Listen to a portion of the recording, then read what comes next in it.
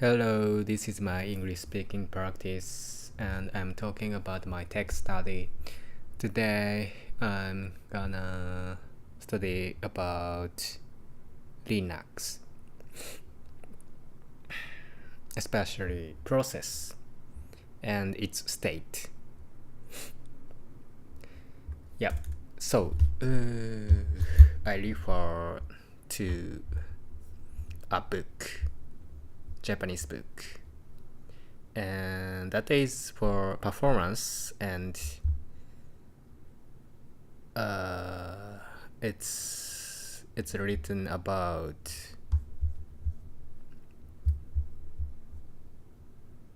state of process so that we improve performance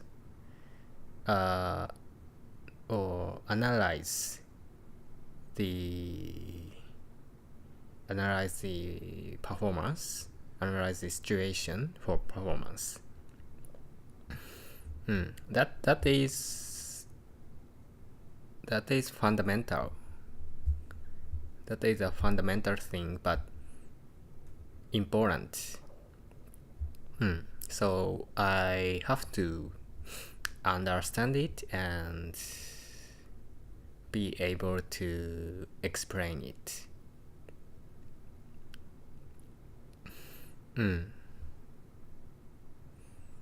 So in the book, in order to which part spends a lot of time.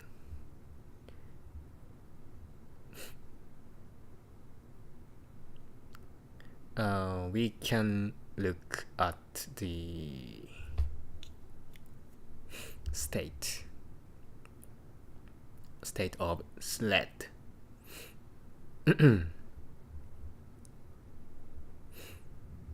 Yep. So the author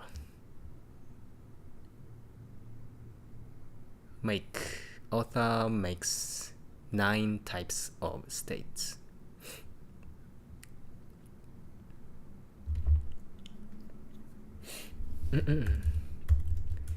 user,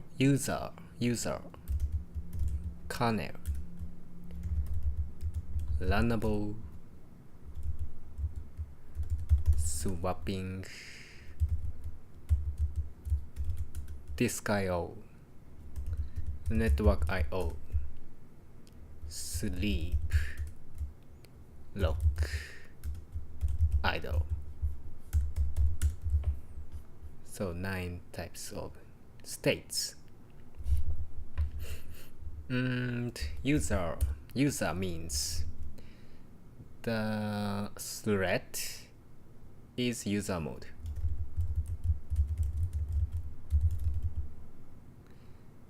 And on CPU. On CPU means it uses CPU. Thread is a user mode and on CPU. And user mode means it's running the application code, not kernel. So the kernel mode is thread is kernel mode and on CPU. Okay, runnable.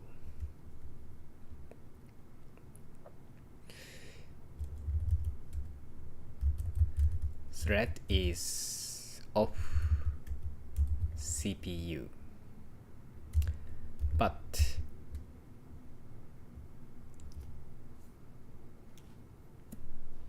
off CPU and but waiting for CPU.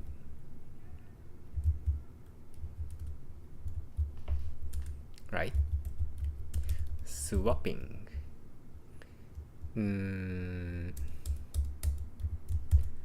swapping. In other words, no name pacing. That means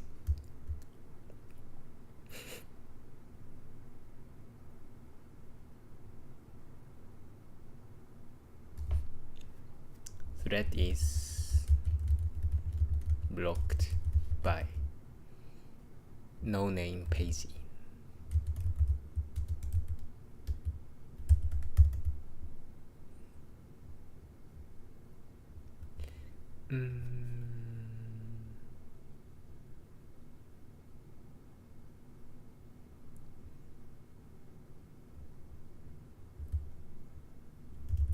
Ready to run but blocked by no name pacing. Yeah. And disk IO.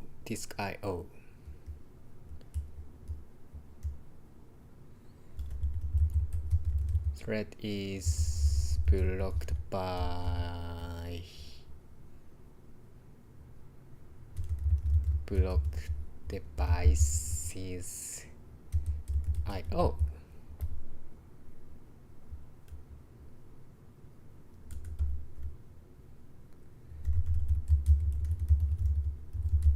Thread is blocked by network IO. Thread is sleeping by itself. Lock.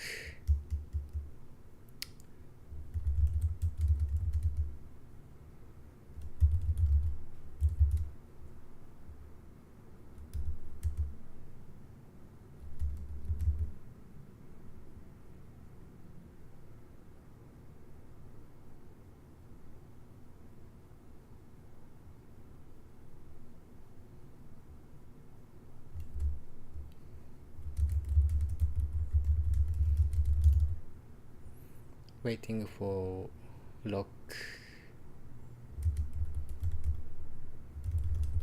acquisition.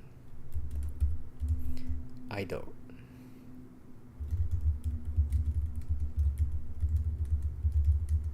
Waiting for some tasks. Okay, there are 9 types of states, and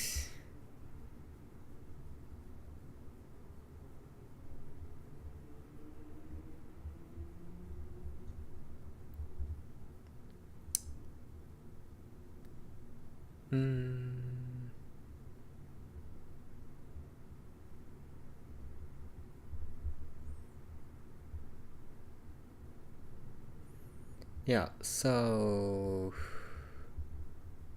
when analyzing the situation, we have to look at these kinds of state. And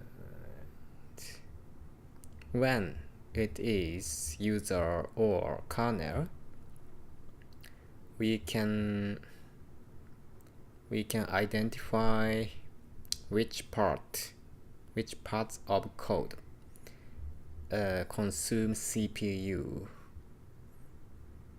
So we can identify the problem, and when the runnable is long, it means the CPU resources are starving, right? So the thread needs more CPU power. So we should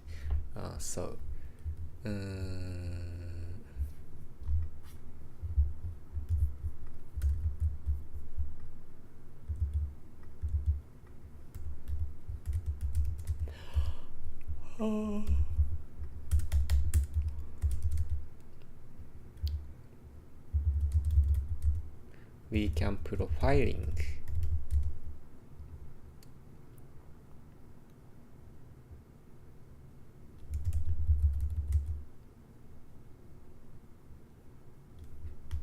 So the following is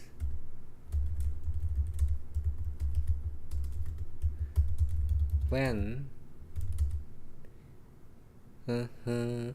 is long, when user or kernel is long, you can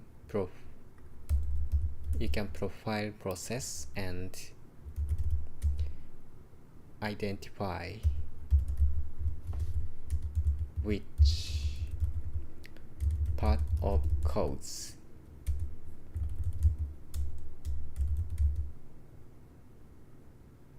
takes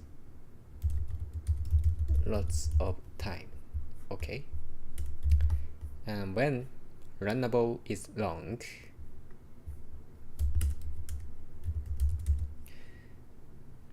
the application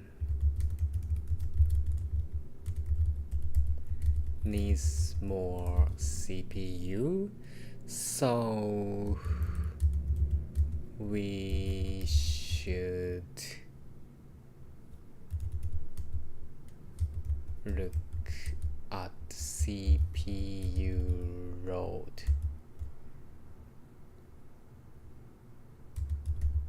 of entire system and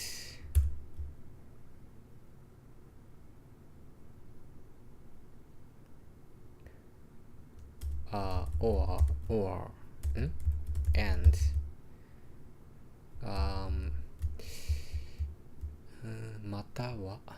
so the application needs more CPU, so we should look at CPU load of entire system, and additionally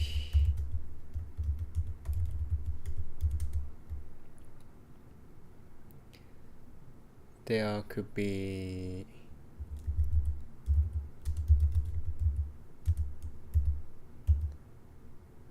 CPU limitation for the application. We should check if there is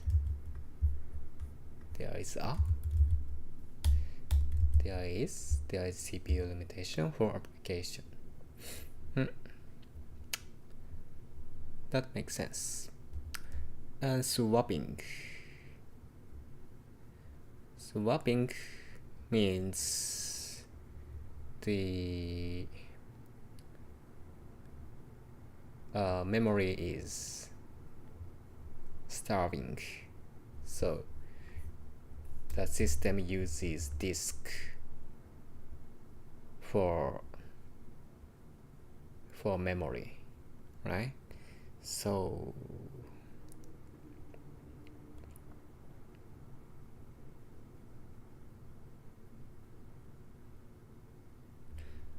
we can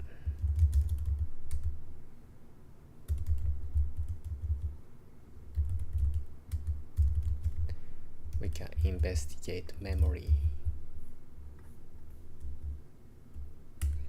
Disk I/O.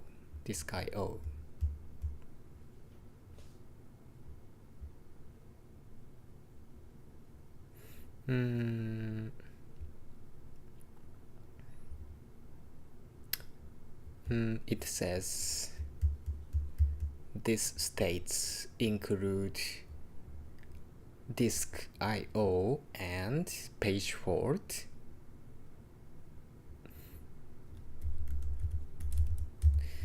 I have no idea about page fault. Page fault means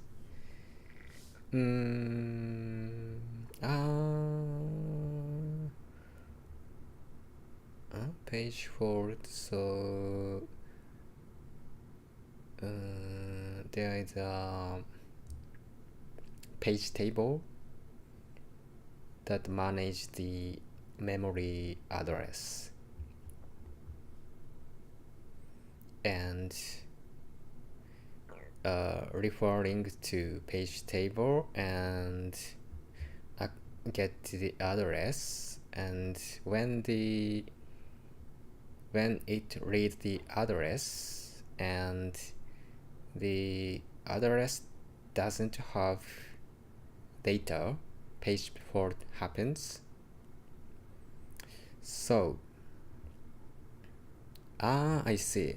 So when the page fault happens, it needs to read from the disk. So yeah, these states include page fault.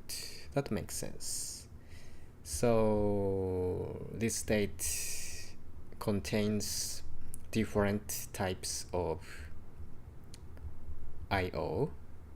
Yeah, that's a pure disk I/O for reading or writing files, and page fault. So in this case, we should carefully look at the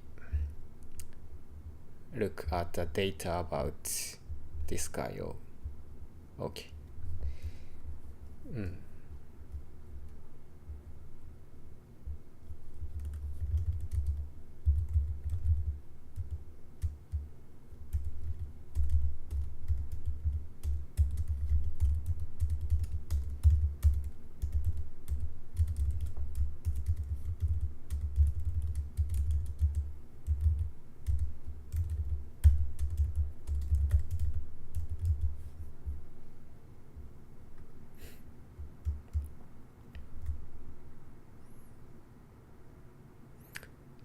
So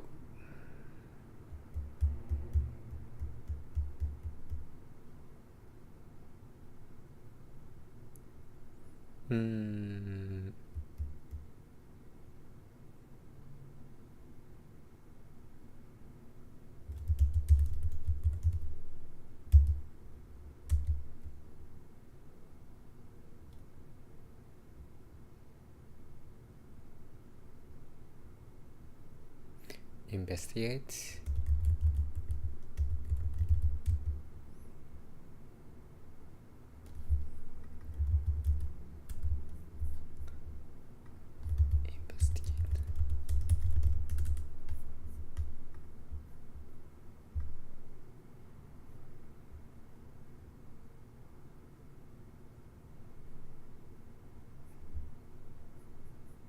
Okay.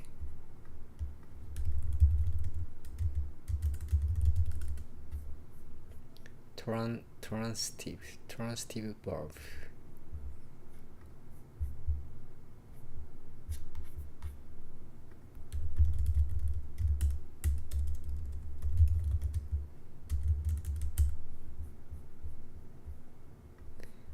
Intransitive verb.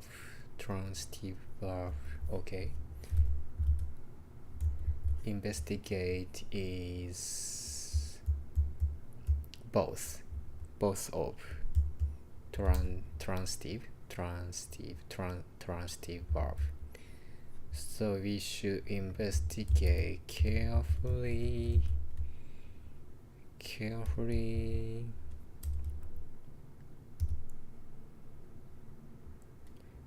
There are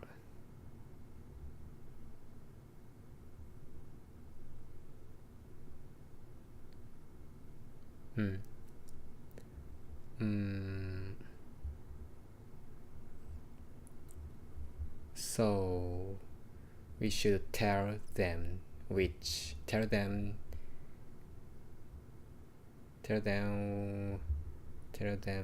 that is pure disk I/O or happened by page faults.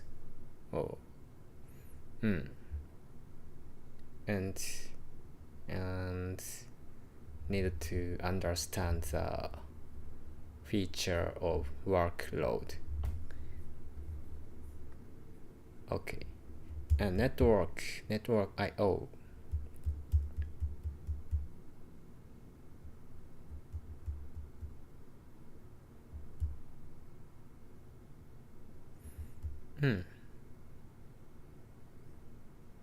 This is not complicated. Yeah. Just yeah, because it's simple.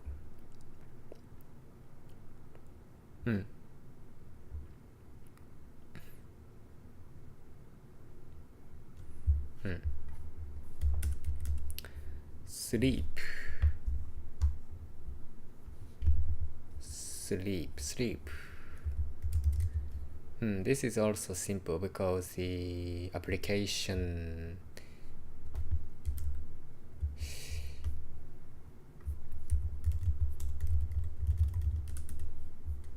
spontaneously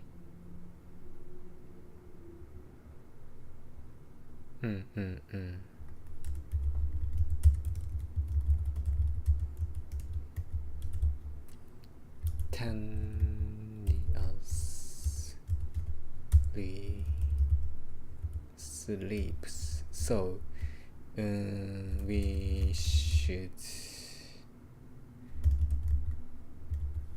identify the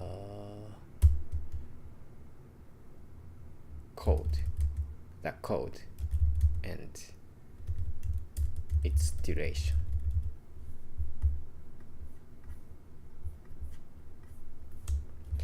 Lock.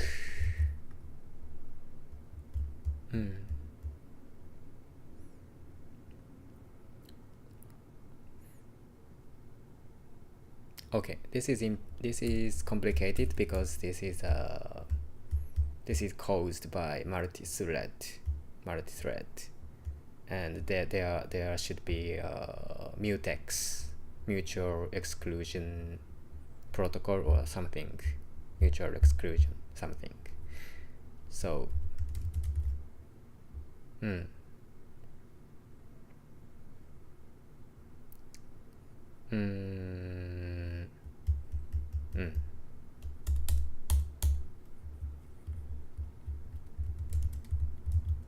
complicated, but what we have to do is simple.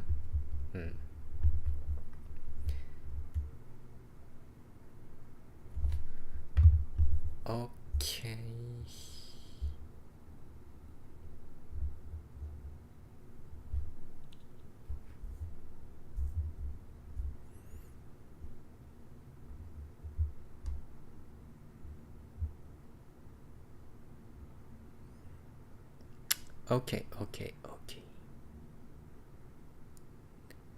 And in Linux kernel, when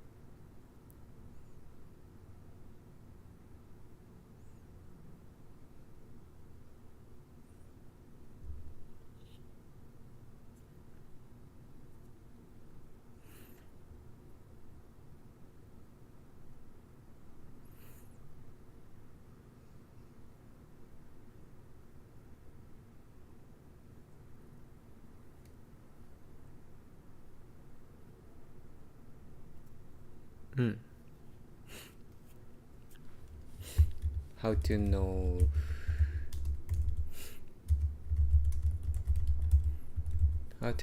these states.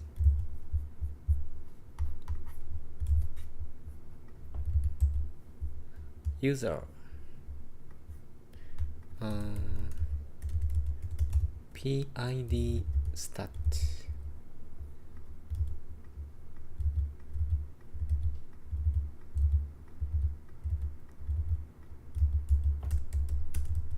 PID stat can tell us user kernel disk IO. Yeah.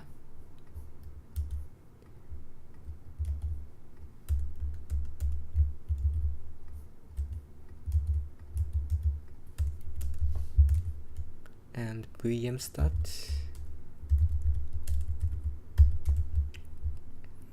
VM start can tell us runnable swapping. That's it.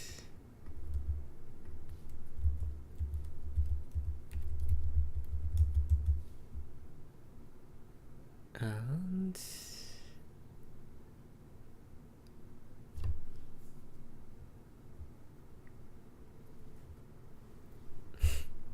so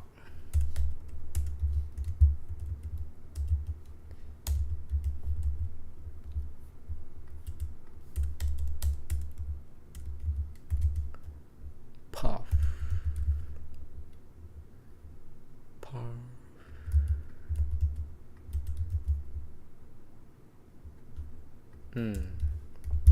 And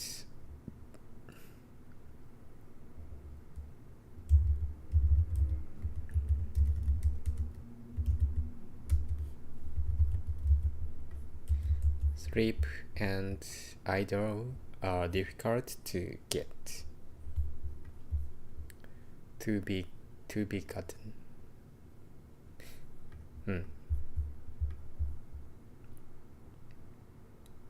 Okay, I don't know this command, so let me see the documents. PID stat command is used for monitoring individual tasks currently being managed by the Linux kernel. It writes to standard output activities for every task selected with option P, or for every task managed by the Linux kernel if option P all has been used. Not selecting any tasks is equivalent to specifying P all, but only active tasks will appear in the report.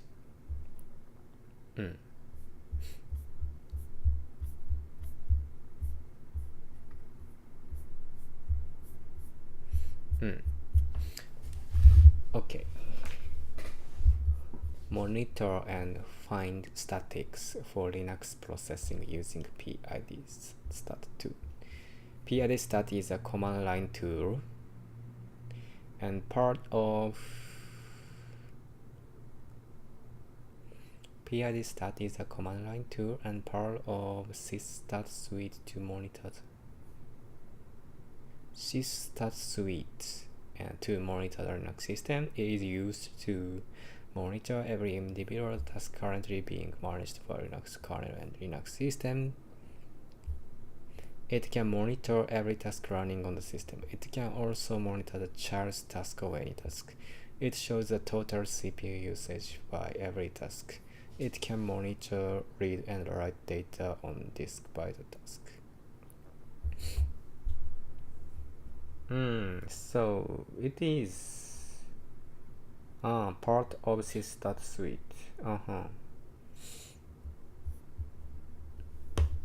I see.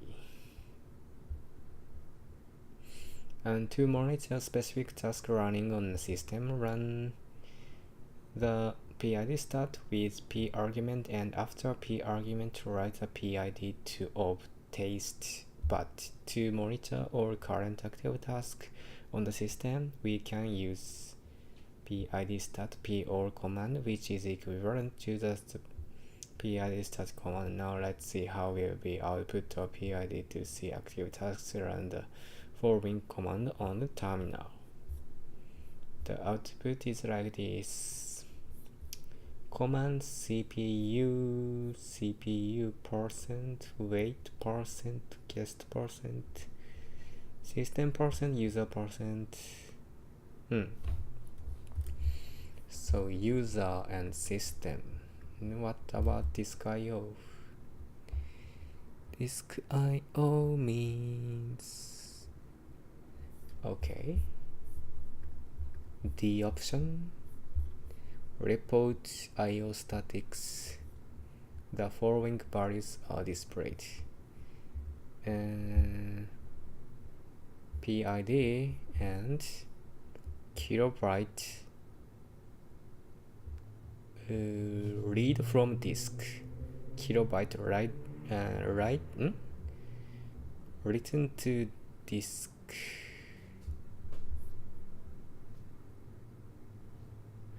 But why WR? Read, write. Not this D is doesn't stand for disk. This is just read. Stands for read. Stands for write. CC write. Number of kilobytes whose writing to disk has been cancelled by the task. This may occur when the task truncates some dirty page cache. In this case, some IO which another task has been accounted for will not be happening. Okay, anyway, we can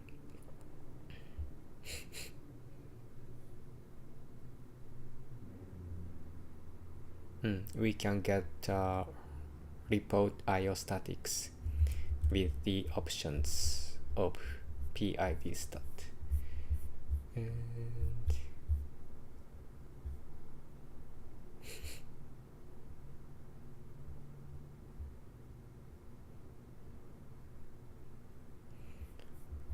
kernel and CPU architecture and number of CPUs. And PID stats shows the following common information about the tasks.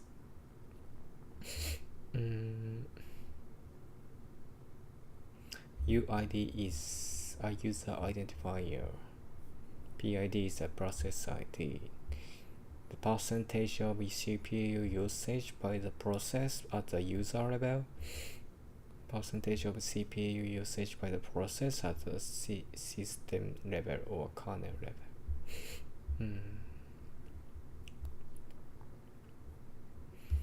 Percentage of CPU usage by the process. Percentage of CPU spent by the task in a virtual machine.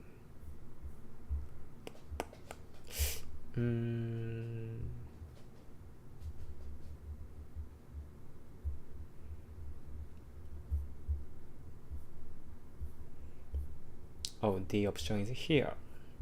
This option shows the output similar to PID stat command, but with some different information about the system. To use the option on the system, use the following command.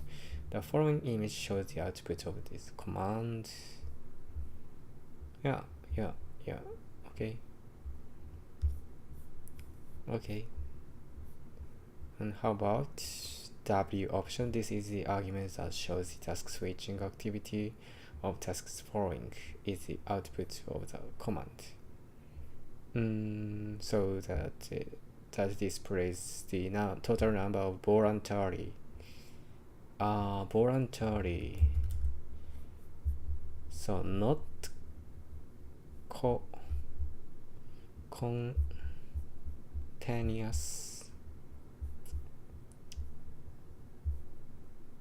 spontaneous. Voluntarily.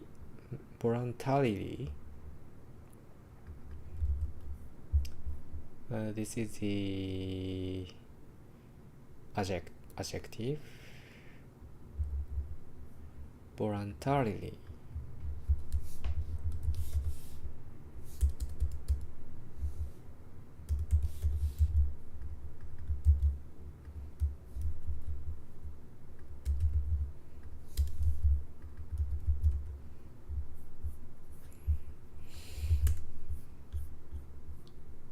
Yes, voluntarily.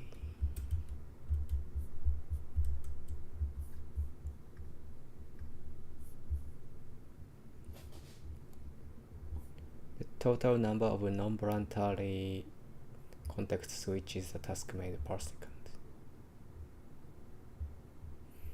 This option is used to display statics for threads associated with selected tasks.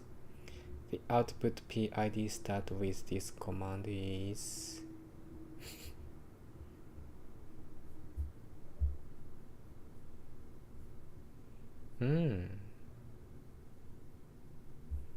so we can get TID, that is thread ID, the identification number of this thread being monitored.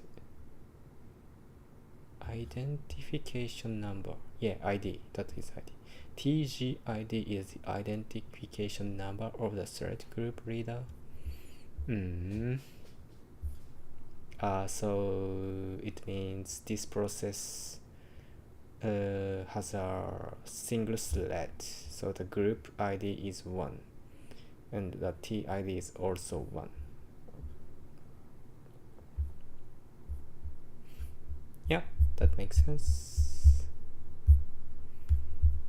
Okay.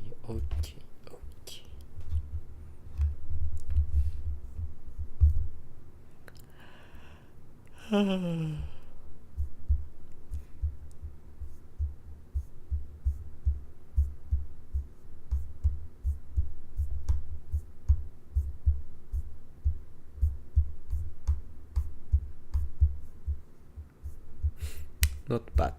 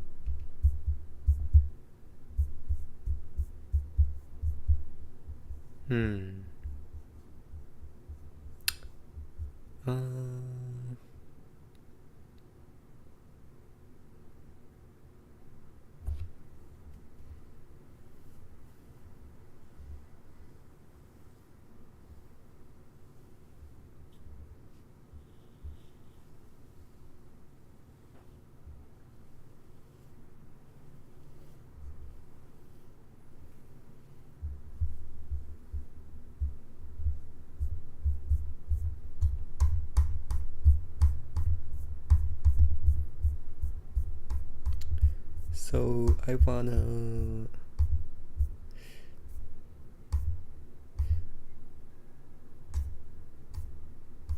wanna practice about basic knowledge.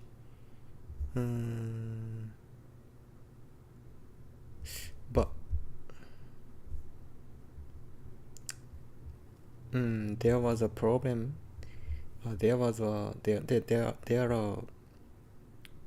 questions, but no answers. So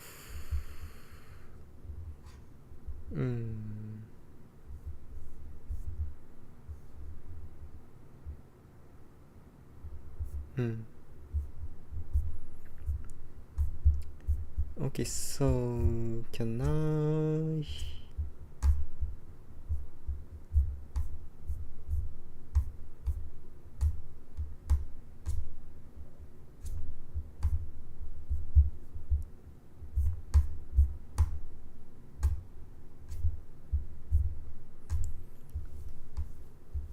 I read something?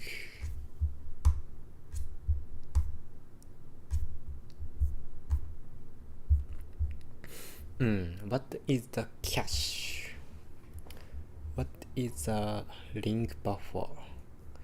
What is a spin lock?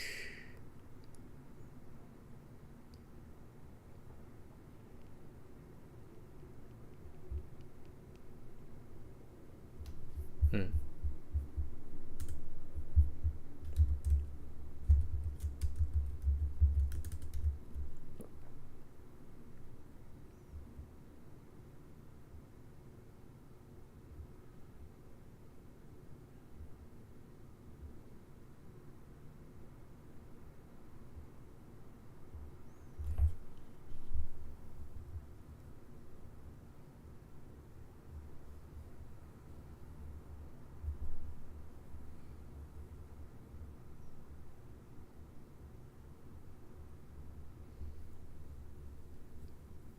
うん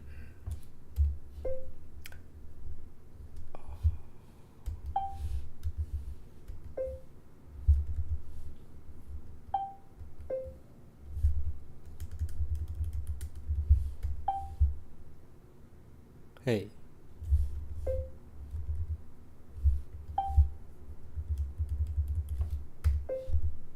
hey,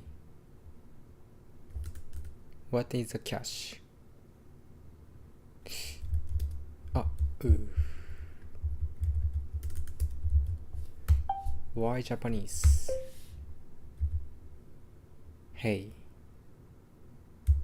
what is a cash?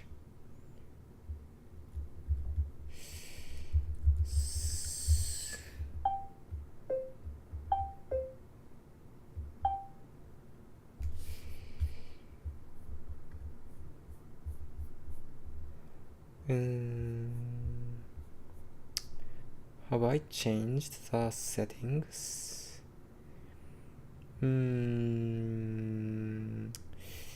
The keyboard? No. Keyboard. The audio.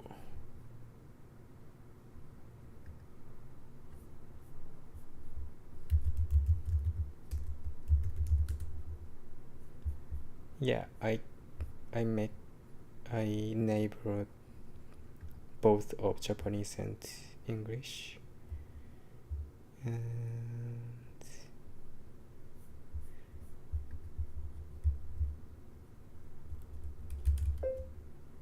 okay.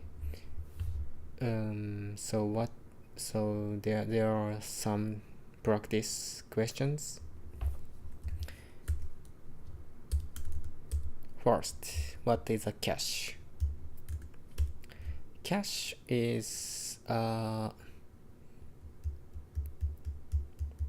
small data storage.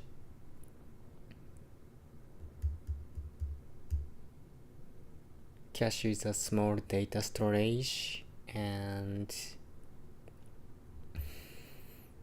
it locates at close to CPU, and the closer it is, the faster it can be accessed.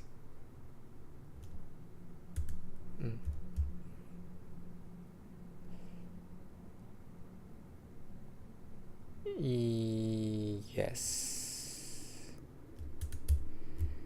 Second, what is a ring buffer? A ring buffer.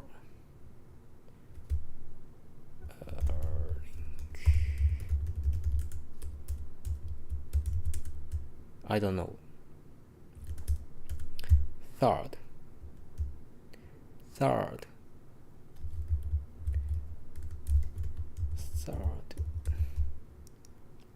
what is a spin lock? Spin lock is a kind of lock algorithm.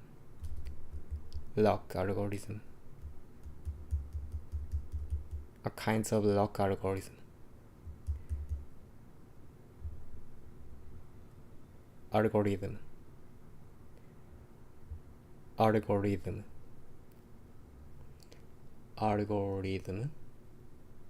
algorithm,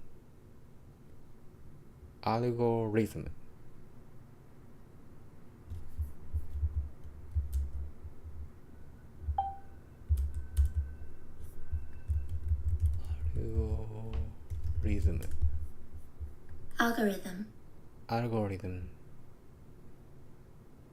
algorithm, algorithm, algorithm, algorithm, algorithm, algorithm, algorithm, algorithm. Okay.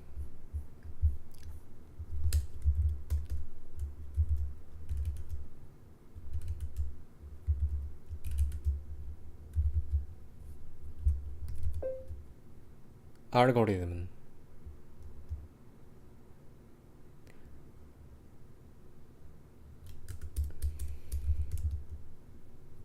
algorithm,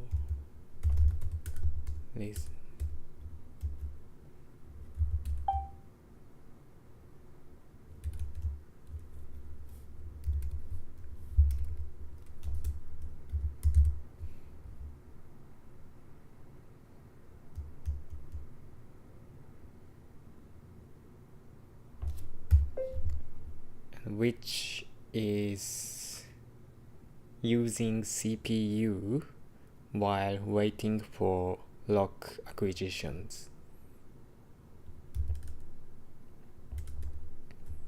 Fourth, fourth, fourth, fourth, fourth, fourth, fourth. What is the adaptive mutex lock?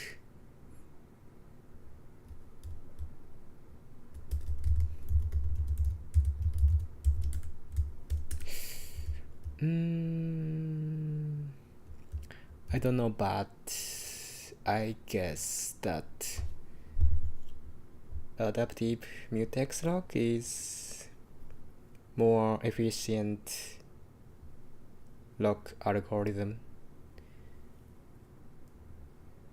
than spin lock.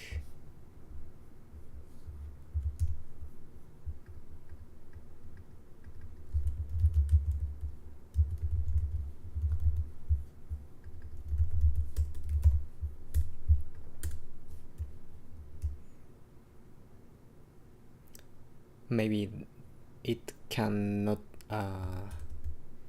it doesn't use spin, so it doesn't occupy the CPU while waiting for lock acquisition.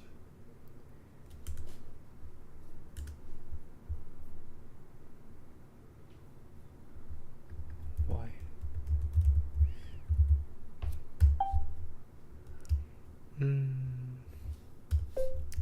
What is the difference between concurrent execution and parallel execution?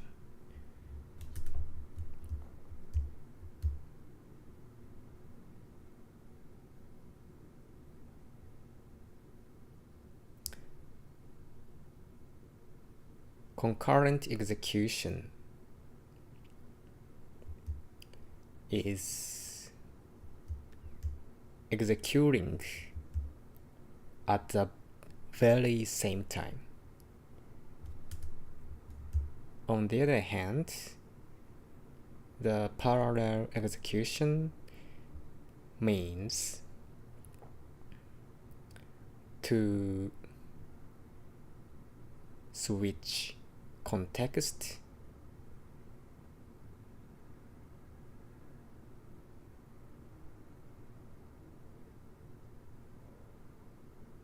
to run the code on a CPU.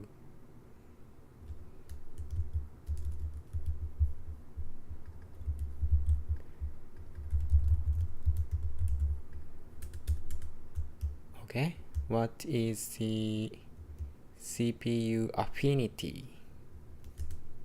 I don't know. I have no idea. Okay. Okay, so there are some practice questions. First, what is a cache?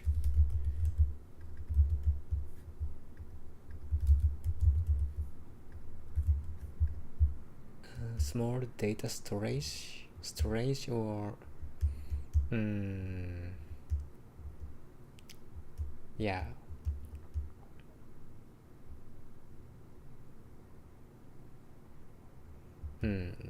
Not wrong. Yeah, and it locates at close to CPU.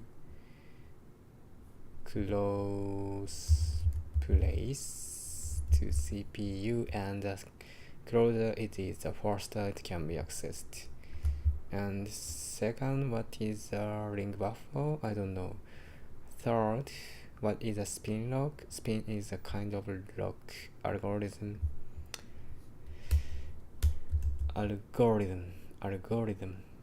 Which is using CPU while waiting for lock.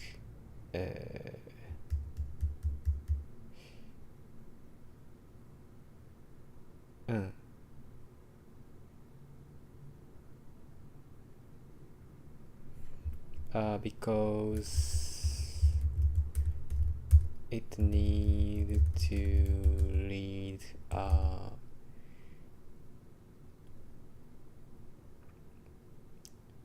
memory to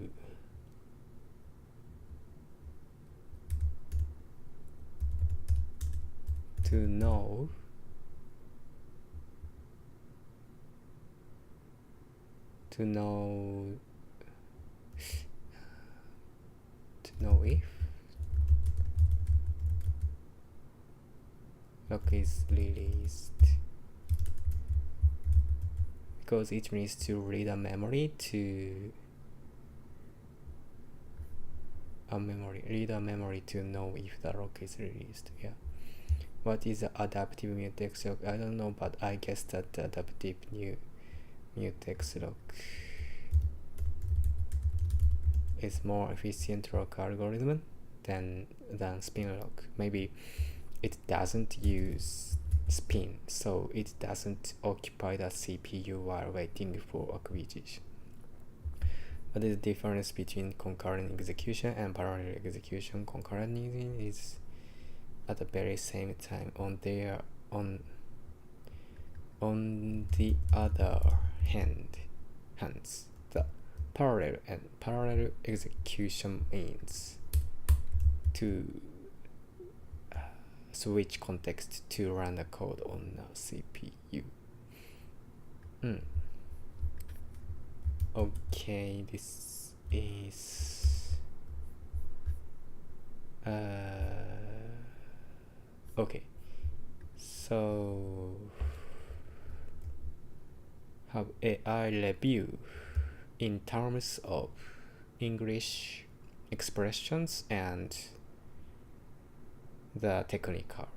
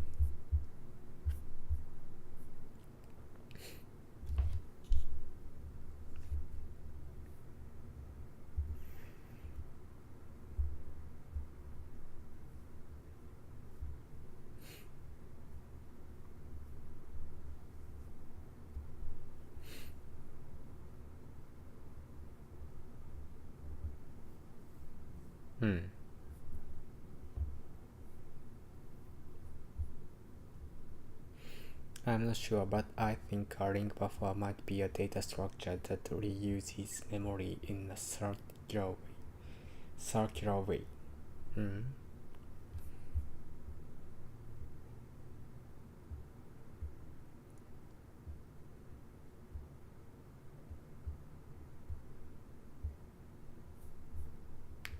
this is a typo. Yeah. A spin lock is a type of lock where a thread repeatedly checks spins to see if the lock is available. Yeah. It uses CPU cycles while waiting because the thread keeps reading memory to check if the lock has been released. Yeah. I'm not completely sure, but I think an adaptive mutex lock is more efficient than a spin lock. Instead of spinning all the time, it adapts. Sometimes it spins briefly, and if the lock is still not available, it puts the thread to sleep. This avoids wasting too much CPU while waiting. Adapts.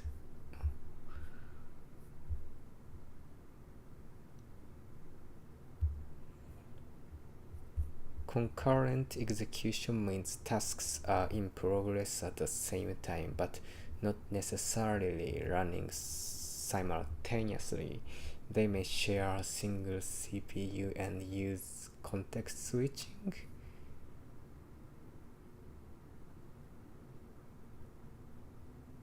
Oh, I made a mistake. I have misunderstood. Parallel execution means tasks are literally running at the same time and the different CPU cores. And the concurrent execution means tasks are in progress at the same time, but not necessarily running simultaneously. They may share a single CPU and use context switch. So I took it differently, vice versa, or I took it conversely. Okay. What is a CPU affinity? I'm not sure, but I think CPU affinity is about binding a process or thread to a specific CPU core.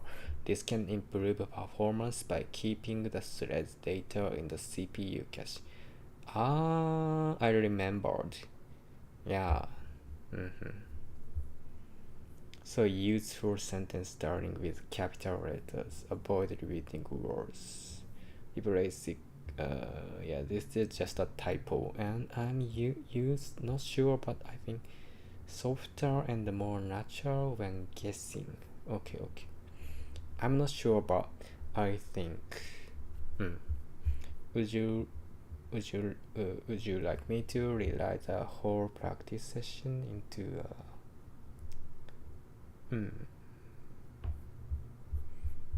okay. So revised version. I copy revised version.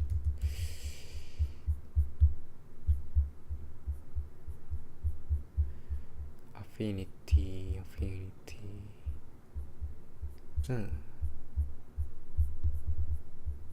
Okay, not bad. Let me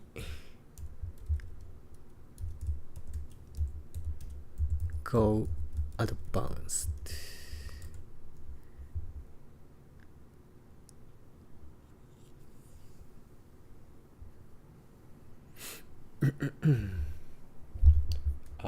Next questions.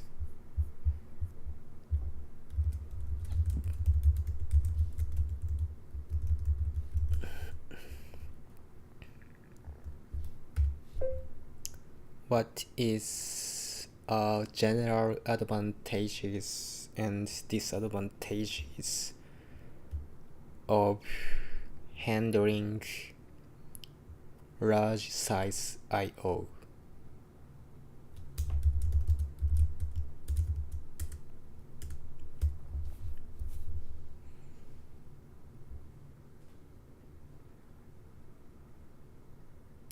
Okay.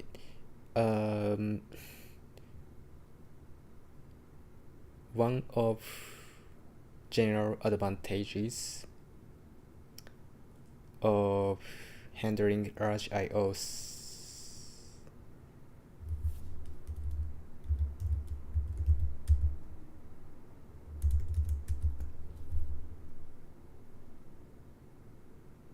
is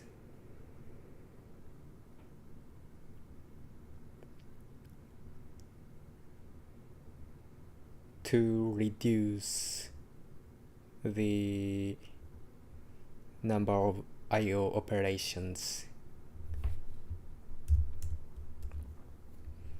and generally it leads to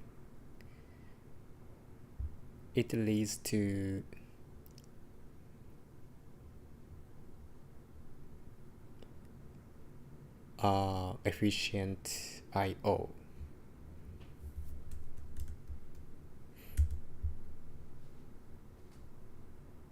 Because every I/O operation have overhead, so generally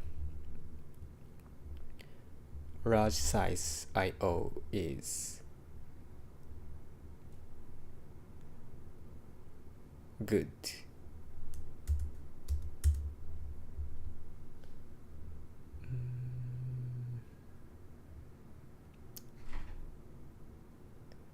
On the other hand,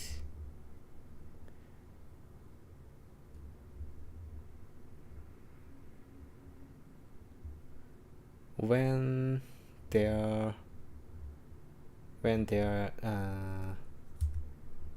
on the other hand, when you handle a small size of I/O, that means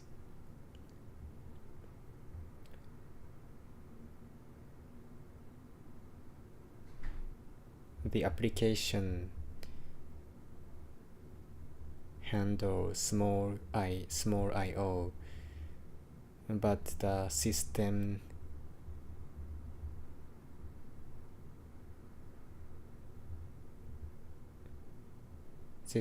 is supposed to handle a large size of I/O. It's not efficient because there is a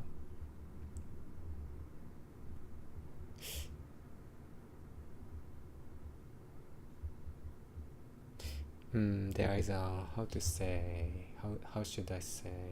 I say there is a space.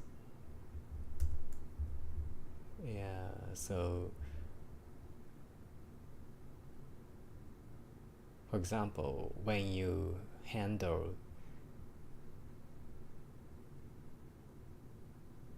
8 bytes,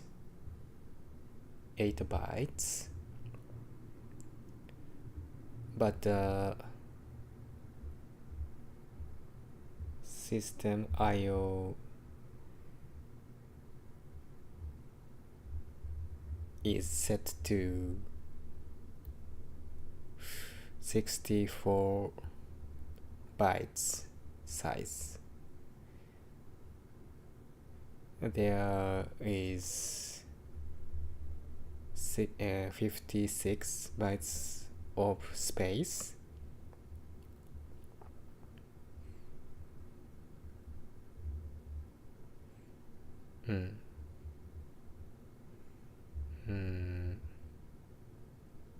So that is overhead, or how do I say? I don't know how do I say. So there is a space not used.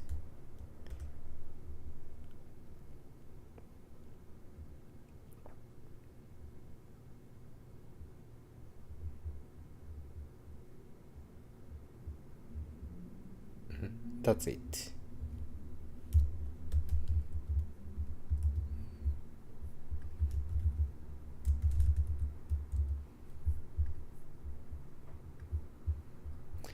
And generally it leads to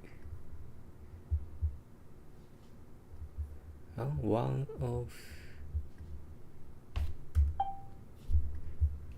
general advantage of handling large I/O to reduce the number of I/O operations, and generally it leads to an efficient I/O operation.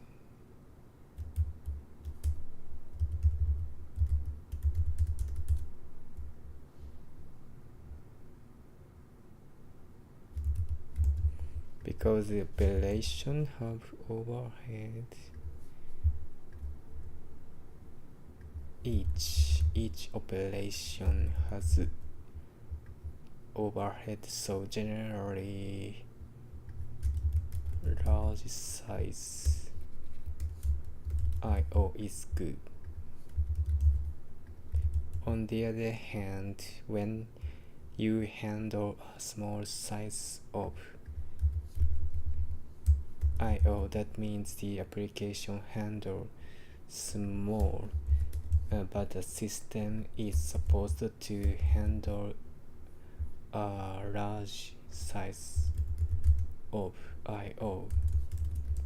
It's not efficient because there is, how should I say,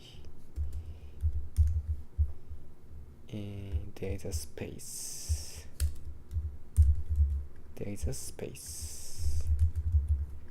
Yeah, so for example, when you handle 8 bytes, but system is set to 64 byte size,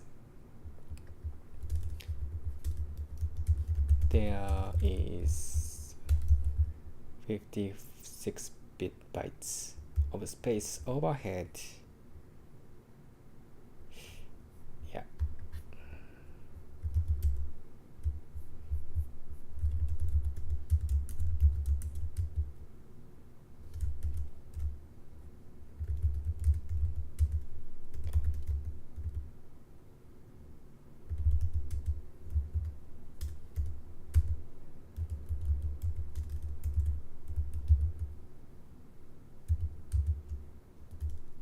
Speech.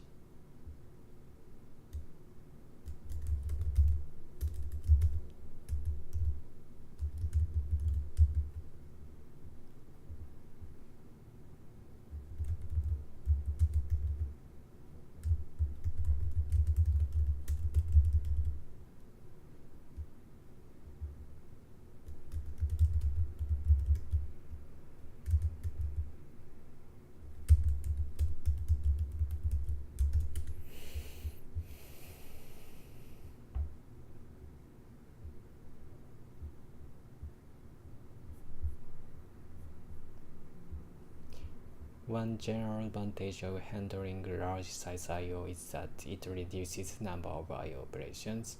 This usually leads to more efficient I/O because each operation has some overhead, so fewer operations are better. On the other hand, if the application handles very small I/O sizes, it can be inefficient. For example, if the system expects 64 bytes at a time, but the application only provides 8 bytes, then the remaining 56 bytes of space are unused. This creates overhead and wastes resources.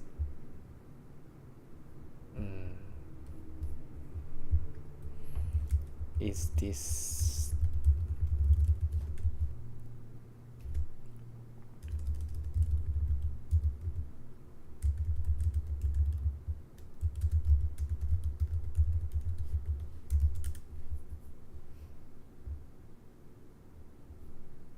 technical side? Large I/O reduces the number of system calls I operations. Yes, correct.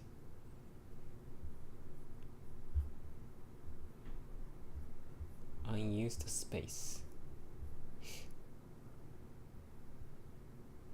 The way you phrased it suggests the extra 56 bytes are literally located but unused, which isn't quite accurate. What really happens? CPUs and disk usually prefer working in blocks. If you issue 8-byte I/O, the hardware or OS often still fetches the entire block. So it's not space wasted, but bandwidth wasted. You fetched more data than needed. Concurrent and parallel, yeah, that is A large I/O reduces the number of system calls and context switches, which lowers overhead and improves throughput. If the application performs very small I/O requests, example 8 bytes, but the hardware or kernel works in the larger blocks, and the system may still transfer the full block. This wastes bandwidth and can reduce performance.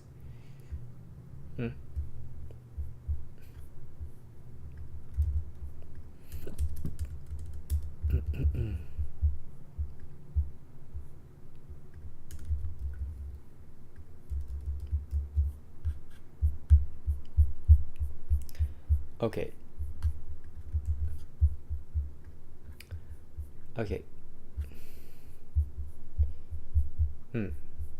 Nice work today as well.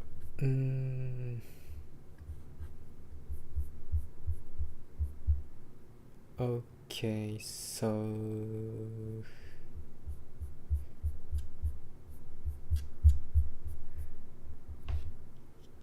what I've learned today. Classification of thread states. So the author categorized 9 types of states, thread states. So we can classify the states into these 9 states, and this helps us investigating performance issues. This is fundamental. So so when we observe the state is user or kernel, we can profile process and identify which parts of code takes the most time.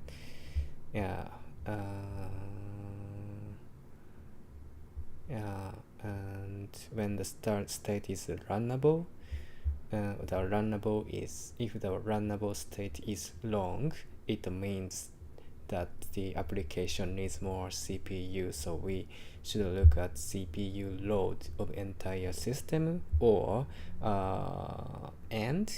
we should check if there is CPU limitation for the application. Swapping.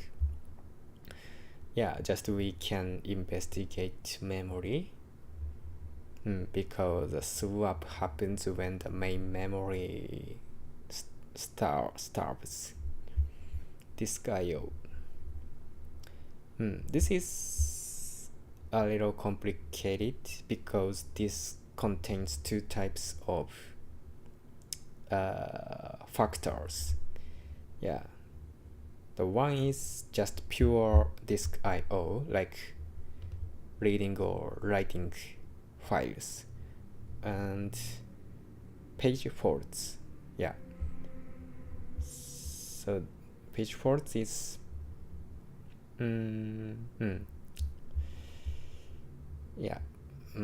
like a cache miss, something like that. So we should investigate carefully.